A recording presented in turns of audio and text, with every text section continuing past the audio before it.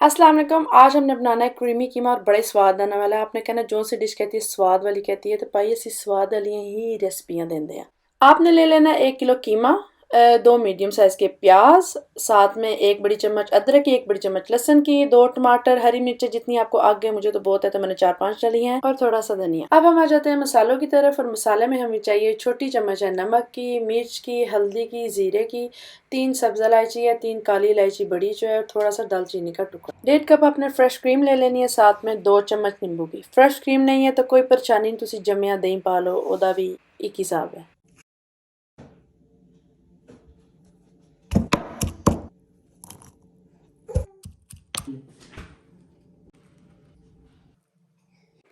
सबसे पहले देखिए में हम डालेंगे तेल, तेल के बाद डालेंगे प्याज। प्याज को थोड़ा सा गोल्डन ब्राउन करके बीच में लहसुन डाल देंगे। लहसुन को थोड़ा सा गोल्डन ब्राउन करके बीच में टमाटर डाल देंगे।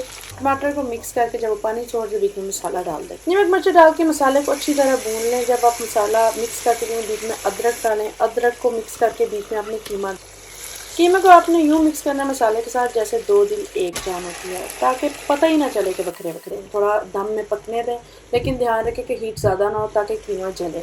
जब आप देखें कि 90% कीमा बन चुका है, सोर क्रीम या दही जो भी दस्तियाब है आपके पास, वो आप इसके बीच डाल दें।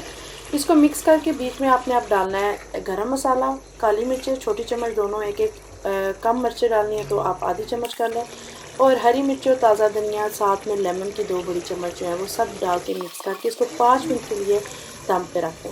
5 मिनट बाद ये तैयार है। चूल्हा चूल्हा सब कुछ बंद बुंद करके और आप इंजॉय करें। लो जी, क्रीम तो है तो जालिम कीमा बन गया जो बड़ा ही स्वाद था जे, तुसी खा के एक बार मैं दुआवां देनी है। और वीडियो को देखा करें, ज़रा हौसला अफसाई होती है, इंसान और वीडियो अपलोड करता है शौक से। अपना और अपने प्यारों का ख्याल रखिएगा। इंशाल्लाह अगली वीडियो में मिलेंगे। अल्लाह हाफिज़।